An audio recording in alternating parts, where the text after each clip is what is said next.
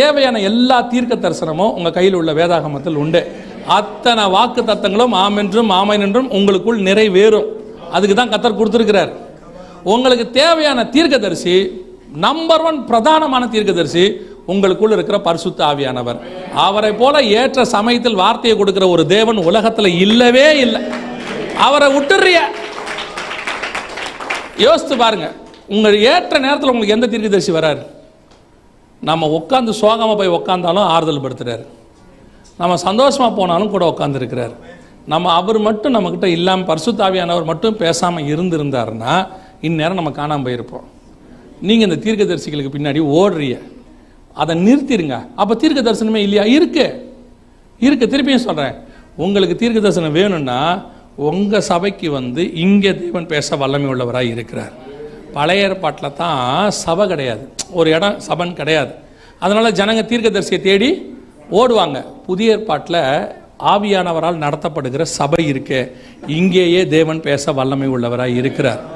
தயவு செய்து அடுத்த 2-3 வருஷத்துக்கு கேர்ஃபுல்லாக இருங்க.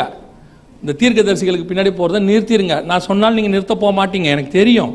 வேறு வழியும் இல்லை, எனக்கு சொல்லித்தான் ஆகணும். நீங்கள் கேட்க மாட்டீங்க. நீங்கள் தான், நான் தான். நிறைய பேரை பார்த்துருக்கேன். என்ன சொல்லுங்க, எல்லாம் முடிச்ச பிறகு நம்மகிட்டே கேட்பான், பாஸ்டர் என்ன நடக்கும் நீங்கள் நினைக்கிறீங்க? ஃபோனை பண்ணி கேட்கறது, பாஸ்டர் ஜோம் பண்ணி இப்போ சொல்லுங்க ஆண்டவர் என்ன சொல்கிறார் எனக்கு. நான் சொன்னேன், ஃபோன் பண்ணாமையே சொல்கிறேன். என்ன சொல்கிறார்? ஃபோன் பண்ண ஜோம் பண்ண சொல்கிறாருன்னு சொன்னேன். ஆண்டவர் ஒன்று ஜோம் பண்ண சொல்கிறாரு, வேற ஒன்றும் சொல்லு, அவ்வளோதான். சில ஆட்கள் இருக்கான், எல்லாரும் இப்போ இவர்கிட்ட வருவாங்க. இவர்கிட்ட வந்து, பாஸ்டர் எனக்காக நீங்கள் உபவாசம் போட்டு ஜோம் பண்ணுவீங்களா? ஏன் நீ என்ன பண்ணுவ? அவர் உபவாசம் போட்டு ஜோம் பண்ணுவார். அவர் பாவம் உபவாசம் போட்டு ஜோம் பண்ணி எப்படி இருக்காரு பாருங்க. அவர் சேரில் பாதி தான் இருக்காரு. நான்லாம் யாருக்கும் ஃபாஸ்டிங் போட்டு யாருக்கும் போகிறதில்ல. பார்த்தீங்களா என்ன பார்த்தீங்களா? நான் ஏன் நல்லா இருக்கேன் தெரியுதா? எனக்கு ஃபாஸ்டிங் போகிறதுக்கு தான் நேரம் சரியாக இருக்குது. ஏன்னா விசுவாசிக்கு ஊழியக்காரங்கிட்ட கொடுத்துட்டு அது சார்ஜே போயிடும் வேலைக்கு. அவர் ஃபாஸ்டிங் போட்டு ஜோம் பண்ணிக்கிட்டு இருப்பார். அப்படிலாம் பண்ண முடியாது. நீங்கள் தான் ஜோம் பண்ணணும். போட்டு முழங்கால் போடுங்க. இல்லை உங்களுக்கு தான் இப்போ டைப்பாக ஃபாஸ்டிங் இருக்க. சாயங்காலம் 6 மணி முதல் 9 மணி வரை, காலை 3 மணி முதல் 4 மணி வரை உங்களால் எப்படி இருக்க முடியுமோ அப்படி இருங்க. உபவாசம் இருங்க, ஜெபம் பண்ணுங்க. உங்கள் கூட இருக்கிற ஆவியானவர் உங்களுக்கு சகலவற்றையும் சொல்ல வல்லமை உள்ளவராக இருக்கிறார். இந்த கடைசி காலத்தில் சபையை மோசம் போக்குற கள்ள தீர்க்கதரிசிகள் எழும்புவார்கள். அதுவும் நீங்கள் வெளிநாட்டில் இருக்கீங்க, உங்களுக்கு நிறைய பேர் வருவான். ஏன்னா இப்போ எங்கள் ஊரில் தீர்க்கதரிசனம் சொன்னால் ரூபாயில் தான் தருவோம். நீங்கள் எப்படி தருவிய? பீடியில் தருவிய. அதனால் உங்களை தேடி தான் தீர்க்கதரிசி எப்படி வருவாங்க? அணியாய் படப்படையாய் வருவார்கள். மனம் திரும்புங்கள். அதில் வேறு ஒரு சில கூட்டம்லாம் இருக்குது, பாஸ்ட்டுக்கு தெரியாமல் தீர்க்கதரிசி கூப்பிட்டு வர்றது. வீட்டில் வச்சு நீங்கள் சொல்லுங்கள். எங்கள் சபையில் ஒன்றும் சொல்கிறதில்ல, சொன்னாலும் கேட்க மாட்டீங்க. சரி, இதுக்கு மேலேயாவது மனம் திரும்புங்க. உங்களுக்கு தேவையான எல்லா வேதாகமத்தில் உண்டு, உங்கள் கையில் உள்ள ஆவியானற்ற உண்டு. அதையும் தாண்டி சபைக்கு வாங்க. இங்கே ஆண்டவர் பேச வல்லமை உள்ளவராக இருக்கிறார். ஆனால் ஹெப்ரோனை சொல்லலாம், ஒருவேளை வேறு சர்ச்சில் வந்திருப்பீங்க, நீங்கள் உங்கள் சபைக்கு போயிருங்க. உங்கள் சபையில் கர்த்தர் உங்களோடு கூட பேச வல்லமை உள்ளவராக. இல்லை இப்போ ஒரு புதுசாக கடைசி காலத்தில் ஒரு ஃபேஷன் என்ன தெரியுமா?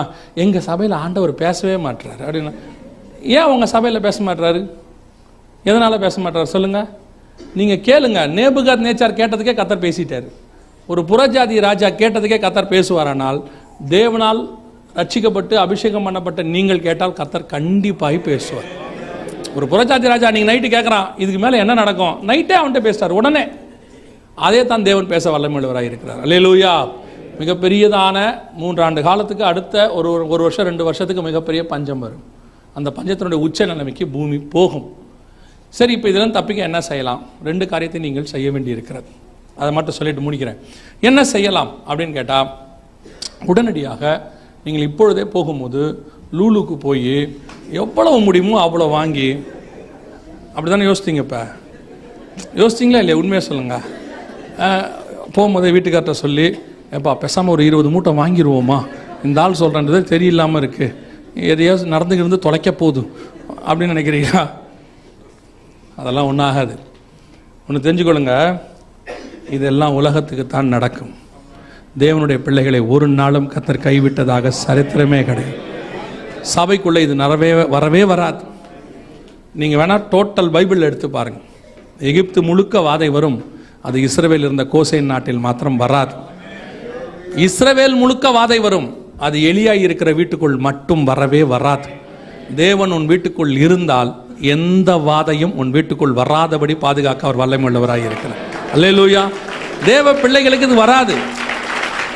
எதுக்கு சொல்றேன்னா நல்லா கவனிச்சுக்கொள்ளுங்க. இயேசு மத்திய 24 தெளிவாக சொல்றாரு, யுத்தங்களையும் யுத்தங்களின் செய்திகளையும் கேள்விப்படுவீர்கள். அடுத்த வார்த்தை, யுத்தங்களின் செய்திகளையும் கேள்விப்படுவீர்கள், கலங்காதபடிக்கு எச்சரிக்கையாயிருங்கள், பயப்படாதீங்கன்றார். ஏன்? இவைகள் எல்லாம் சம்பவிக்க வேண்டியதே. அதெல்லாம் வெளியே நடக்கும், உள்ள வராது. வாத வெளியே தலைப்பிள்ள சாகும், ஆனா ஆட்டுக்குட்டின் ரத்தம் பூசப்பட்ட வீட்டுக்குள் வராது. வெளியே குதிரைக்கு கூட புல்லு கிடைக்காது, ஆனா உள்ள மாவும் எண்ணெயும் குறைவுபடாதபடி ஒரு வீட்டுக்குள் நிரம்பி இருக்கும். அந்த தேவன் இன்னும் ஜீவனோடு கூடவே இருக்கிறார். அவர் உங்களை என்னையும் நடத்த வல்லமை உள்ளவராக இருக்கிறார். அல்லேலூயா. ஆனா ஒண்ணு, உங்க வீட்டுக்குள்ள தேவன் இருக்கணும், அதான் முக்கியம். வீட்டுக்குள்ள பிக் பாஸ் இருந்தாருன்னா வராது. நான் சொல்றது சரியா இல்லையா? ஆமாவா இல்லையா? வீட்டுக்குள்ள பிக் பாஸ் இருந்தா வராது, பாக்கியலட்சுமி இருந்தா வராது.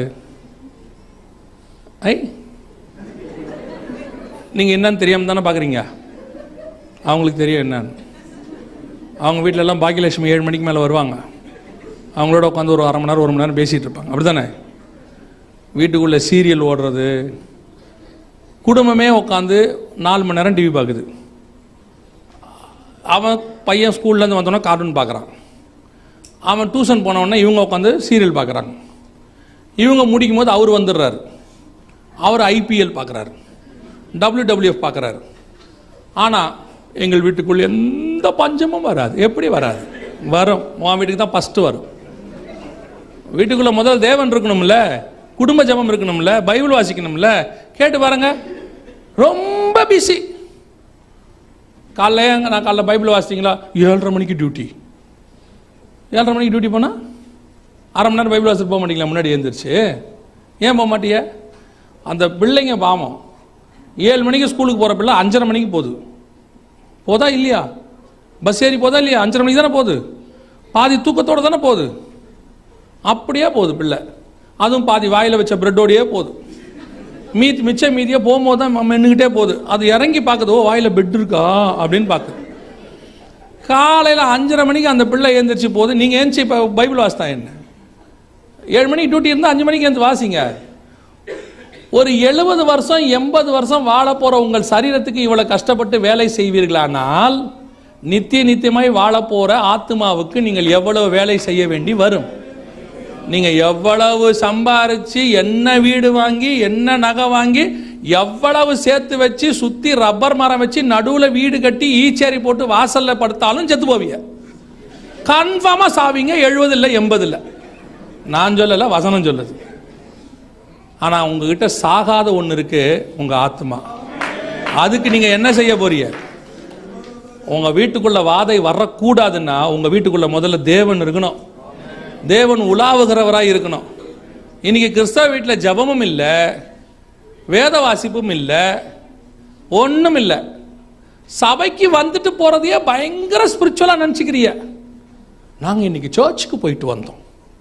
என்ன போயிட்டு வந்தியா சர்ச்சுக்கு? 2 மணி நேரம், அதுவும் அரை மணி நேரம் லேட்டாக வரிய. கார் பார்க்கிங்கு 10 நிமிஷம் தேடுறிய. அதில் ஒரு சிலர்லாம் அவுட்ஸ்டாண்டிங் மெம்பர், மனைவியை இறக்கி விட்டுட்டு வெளியே இருக்கான். அவர்லாம் அவுட்ஸ்டாண்டிங் மெம்பர். மனைவிட்ட சொல்லிடுறாரு, நீ போயிட்டு வரும்போது ஃபோன் அடி. நீங்கள் எங்கே இருப்பீங்க? ஒரு சின்ன வேலை இருக்குது, இங்கே முடிச்சுட்டு வந்து உன்னை பிக்கப் பண்ணிக்கிறேன். பரலோகத்துக்கு அப்படி தான் நடக்கும் மகனே. உன் மனைவி மேலே போகும், மனைவி சொல்லணும் நீ போய் வேலையை பார்த்துட்டு வா, நான் மேலே போகிறேன்னு சொல்லிட்டு போயிடும். வருகையில் நிறைய பேர் இருக்கான். நான் உங்களை சொல்ல, நீங்கள் தப்பா எடுத்துக்கு போய் நான் பக்ரைனை பேசுகிறேன்னு. நான் பேசுகிறது எல்லாமே அந்த பக்கம் உள்ள ஒரு தீவை பற்றி. நீங்கள்லாம் தங்கம், சரியா? ஏதோ நீங்களே ஒரு தடவை கூப்பிட்ருக்கிய நம்ம எதையாவது பேச. ஒரு சர்ச்சுக்கு வர்றதுல ஒரு உண்மை இல்லை, ஜெபம் பண்ணுறதுல ஒரு உண்மை இல்லை. எத்தனை பேர் பர்சனல் ப்ரேயர் வச்சுருக்கிய டைம்?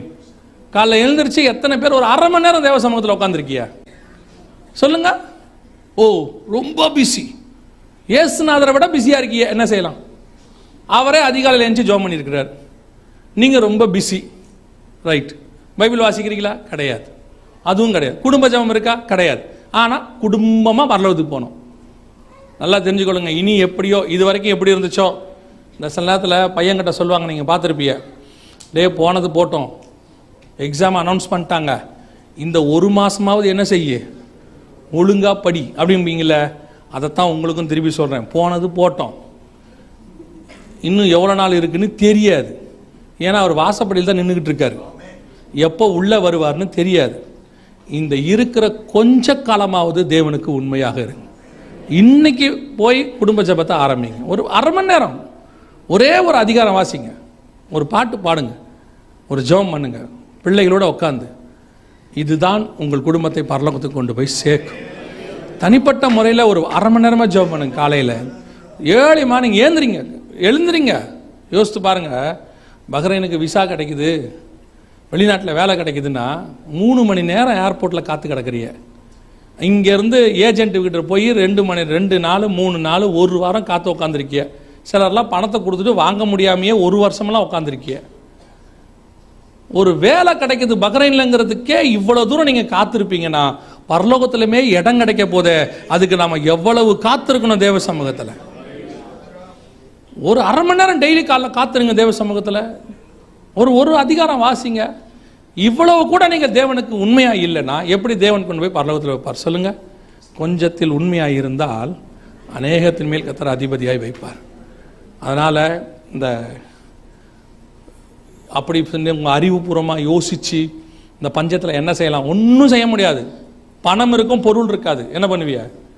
கொரோனாவில் உங்களுக்கு தெரிஞ்சிருக்கும்னு நினைக்கிறேன். எல்லாத்தையும் காசு இருந்துச்சு, கடை மூடிட்டான். என்ன வாங்க முடிஞ்சிச்சு?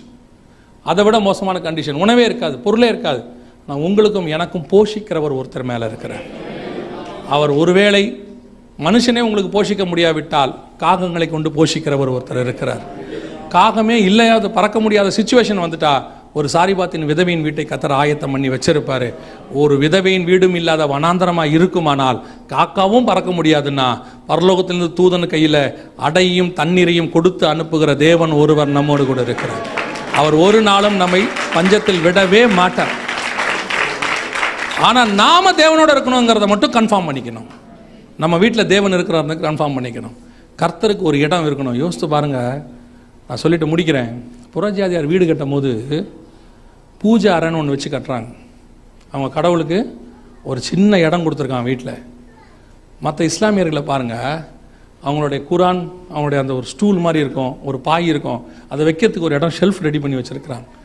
நீங்கள் யூதர்களை போய் பாருங்கள், தோரா வைக்கிறதுக்குன்னு ஒரு தனி இடம் வச்சுருப்பாங்க. உங்கள் வீட்டில் எங்கேயாவது பைபிள் வைக்கிறதுக்கு ஒரு இடம் இருக்குதா? முதல்ல பைபிள் இருக்குதா? என்னைக்காவது பைபிள் வைக்கிறதுக்கு ஒரு இடம் ரெடி பண்ணியிருக்கீங்களா? வீடு கட்டும் போது கிச்சன் பெருசாக வைங்க, சிங்க்கு பெரிய சிங்காக வைங்க, அப்புறம் ஃப்ரிட்ஜு பெருசாக வாங்குங்க, டபுள் டோர் போட்டு வாங்குங்க, காரு பெருசாக 7 சீட்டர் வாங்குங்க, ஹால் பெரிய சோஃபா போடுங்க. எல்லாம் இவ்வளோ பிளான் பண்ணி வாங்குறீங்களே, தேவனுக்குன்னு என்ன இம்பார்ட்டன்ஸ் கொடுத்தீங்க? ஒரு சின்ன ஜெபம் பண்ணுறதுக்கு ஒரு இடம் இருக்கா உங்கள் வீட்டில்? முதல்ல ஜெபம் பண்ணுறீங்களா? பைபிள் வைக்க ஒரு இடம் இருக்கா? டிவி மேலே கிடக்கும், சோஃபா மேலே கிடக்கும், வேறு எங்கேயாவது கிடக்கும். சர்ச்சுக்கு வரும்போது குடும்பமே பைபிள் தேடுறது. பைபிள் எங்கே? பைபிள் எங்கே? அதுக்கு பையன் கேட்குறான், போன வாரம் வந்து எங்கே வச்சிங்க? போன வாரம் வச்சவன் இந்த வாரம் வரைக்கும் என்ன செய்யலை? தேடவே இல்லை. பாதி வீட்டில் பைபிள் நிர்வாணமாக இருக்குது, 2 பக்கமும் அட்டையே கிடையாது. நிறைய பேர் வீட்டில் ஆதாம் பழம் சாப்பிட்டதே இல்லை, 4ஆம் அதிகாரத்தில் தான் இருக்குது, முதல் 3 அதிகாரமே இல்லை. இதில் வேற உங்களை பரலோகத்தில் கூட்டு போய் உட்கார வைக்கிறாங்க. ஆயத்தப்பட்டீங்கன்னா பிழைச்சிய ஆண்டவர் உங்களுக்கு எச்சரிப்பு தான் கொடுப்பாரு. நல்லா தெரிஞ்சுக்கொள்ளுங்க. இந்த உங்கள் காதுக்கினியே பேசிட்டு காசு வாங்கிட்டு போகிறவங்க நிறைய பேர் இருக்கான். ஏமாறாதிய. அடுத்த வருஷம் ஆண்டவர் நீ நினைத்த காரியத்தை செய்வார். ஏன் இந்த வருஷம் ஏன் செய்ய மாட்டார்? இப்படி பேசுறதெல்லாம் நம்பாதிய. உங்களுக்கு செய்ய வேண்டியதை அவன் சொல்றதை விட என்ன தேவை என்பதை பரமபிதா முன்பே அறிந்திருக்கிறார். அதன் காலத்தில் நேர்த்தியாய் ஆண்டவர் செய்வார். ஆனால் நீங்களோ தேவனுக்கு முன்பாக ஆயத்தமாக இருந்தால் மட்டும் போதும், சகலவற்றையும் செய்ய கர்த்தர் வல்லமை உள்ளவராக இருக்கிறார். 2வது நீங்கள் செய்ய வேண்டிய மிக முக்கியமான காரியம், இந்த பஞ்ச காலத்தில் நீங்கள் செய்ய போகிற சுவிசேஷம். ஒன்று நீங்கள் ஆயத்தப்படுறது, 2வது நீங்கள் செய்ய வேண்டிய சுவிசேஷம் என்ன தெரியுமா? இல்லாதவர்களை போஷிக்க போகிறீர்கள், இல்லாதவங்களுக்கு கொடுக்க போகிறீங்க. இதன் மூலமாகத்தான் கிறிஸ்துவின் அன்பை அவர்கள் ருசிக்க போகிறார்கள். எப்படி ருசிப்பாங்க அப்படின்னு கேட்டால், உங்களுக்கு ஆண்டவர் நிறையா கொடுப்பார். இப்பவும் சொல்கிறேன், ஆண்டவர் பலுகி பெருக பண்ணுவார், நிறையா தருவார், நிரம்பி வழிய பண்ணுவார். ஆனால் எதுக்கு தெரியுமா? நீங்கள் புசித்து திருப்தி அடைந்து உங்கள் வீட்டுக்கிட்ட உங்களுக்கு தெரிஞ்சவங்க, உங்கள் கூட இருக்கிறவங்க, ஆகாரம் இல்லாமல் கஷ்டப்படுறவங்க, அது எல்லாம் இருப்பான்ல, அவனுக்கு கொண்டு போய் கொடுக்க போகிறீங்க. அப்படி கொடுக்கும்போது அவனுக்கு ஒரு இருதயத்தை கர்த்தர் எப்படி திறப்பார் தெரியுமா? இந்த காலத்தில், இவ்வளவு பஞ்ச காலத்தில் தனக்கு உண்டானவற்றிலும் ஒருத்தன் கொண்டாந்து கொடுக்குறானே, இவனே இவ்வளவு அன்பாய் இருப்பானால் இவனுடைய தேவன் எவ்வளவு அன்புள்ளவராய் இருப்பார், இவனை உருவாக்கின தேவன் எப்படி இருப்பார்னு அதன் மூலமாய் அவர்கள் தேவனை தெரிந்து கொள்ள போகிறார்கள். சோதோமில் இருந்த பாவம் என்ன தெரியுமா? பெரிய பாவம். நம்ம எல்லாருக்கும் ஓரின சேர்க்கைன்னு தெரிஞ்சிருக்கோம். ஆனால் பைபிள் சொல்லுது, எசேக்கியேல் 16:49 அவங்ககிட்ட நிறைய ஆகாரம் இருந்துச்சான், நிறைய எக்ஸஸ் ஆஃப் ஃபுட் இருந்துச்சு, ஆகார திரட்சி. கீழே சொல்கிறாரு, அவன் எளியோரை நினைக்கவில்லைன்னு இருக்கு, எளியவர்களை பலப்படுத்தவில்லைன்னு இருக்கு. 16:49 இருக்கு. அந்த வசனம் வாசிங்க.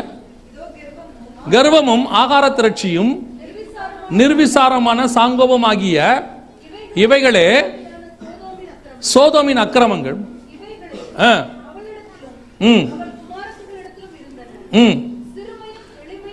சிறுமையும் எளிமையுமானவனுடைய கையை அவள் பலப்படுத்தவில்லை. அவகிட்ட ஆகார திரட்சி இருக்கு, இல்லாதவங்களுக்கு கொடுக்கல.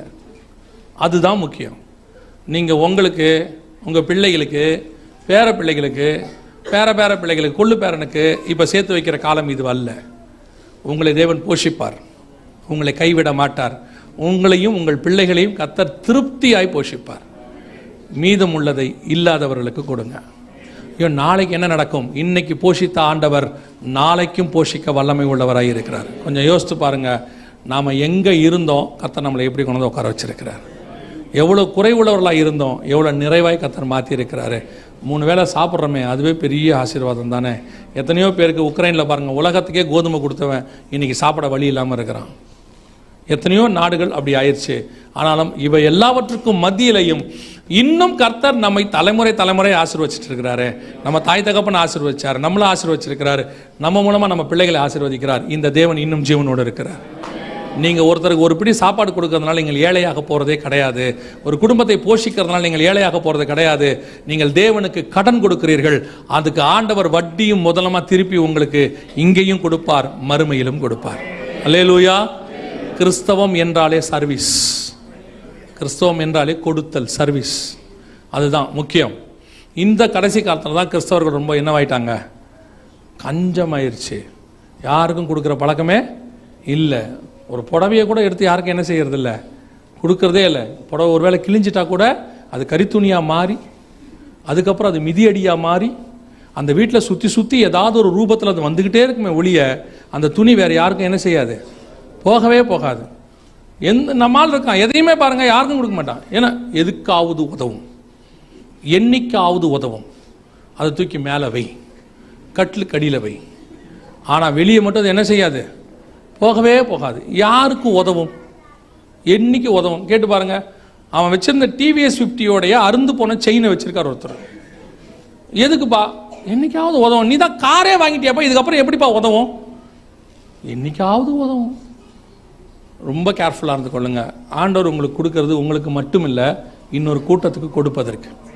உங்கள் வீட்டு வாசலில் எத்தனையோ பேர் சாப்பிட முடியாமல் இருக்கிறான், கஷ்டப்படுறவன் இருக்கான், இல்லாதவன் இருக்கிறான், ஏழை இருக்கிறான், அவனுக்கு கொடுங்க. ரெண்டாவது இன்னொன்று சொல்கிறேன், கஷ்டப்படுறது கிறிஸ்தவம் மட்டும் இல்லை, பசி கிறிஸ்தவனுக்கு மட்டும் இல்லை, எல்லாருக்கும் பொது இல்லையா? சிலர்லாம் ஸ்பெசிஃபிகேஷனாக கொடுப்பாங்க, பார்த்துருக்கீங்களா? இந்த போய் நம்ம டிராஃபிக்கில் நிற்போம், நம்ம ஊர்லலாம் யாராவது வந்து கஷ்டத்துக்கு என்ன செய்வாங்க, கேட்பாங்க. நம்ம அப்போ தான் அவனுடைய ஹிஸ்ட்ரி ஜாகிரஃபிலாம் கேட்டுக்கிட்டு இருப்போம். பார்த்தீங்களா, இவன் ஆள் நல்லா தானே இருக்கான், ஏன்னா அவன் பில்கேட்ஸ் அவன் நிற்கிறாங்க. அவனை பார்க்கும்போது அவனுக்கு என்ன உடம்பு நல்லா தானே இருக்குது, வேலை செய்து பிழைத்தால் என்ன, நீ கொடுக்க போகிற ₹1 இந்த ஹிஸ்ட்ரி தேவையா, இந்த பயாலஜி பயோகிராஃபிலாம் உங்களுக்கு தேவையா? ஒன்று குடு, இல்லை கதவை மூடிட்டு போயிட்டே இரு. அவனை பார்த்துட்டு பார்க்கறதுக்கு அவன் பிச்சைக்கார மாதிரியே இல்லையே, எப்படி இருக்கார் அவர் பார்க்கறதுக்கு? எலான் மாஸ்க் என்ன மாறு வேஷத்தில் வந்து நிற்கிறாராங்க. அதுக்கு உட்காந்து அவன் ஹிஸ்ட்ரியை தேடுறது, அவன் ஜாகிரபியை தேடுறது. கவனிச்சுக்கொள்ளுங்க, ஏழைகளுக்கு இறங்குறவன் கர்த்தருக்கு கடன் கொடுக்குறான். அல்லேலூயா. உங்கள் வீட்டு வாசலில் எத்தனையோ கஷ்டப்படுறவங்க இருப்பாங்க. இந்த 2 வேலையை நீங்கள் செய்யணும். ஒன்று, நீங்கள் ஆவியிலே பலப்பட வேண்டும். இன்னொன்று, எளியவரின் கரங்களை பலப்படுத்த வேண்டும். இது 2 தான் 3வது முத்திரையின் காலத்தில் நீங்கள் செய்ய போகிறீங்க. இப்போ தொடங்கிருச்சு, இதுதான் அடுத்து நடக்க போகுது. அல்லேலூயா. வெகு சீக்கிரத்தில் ஆண்டவர் வரப்போகிறார். அவர் சொன்ன ஒவ்வொரு அடையாளமும் நிறைவேறிக்கொண்டே இருக்கிறது. அவைகளுக்கு நடுவே சபை பலப்பட வேண்டும்.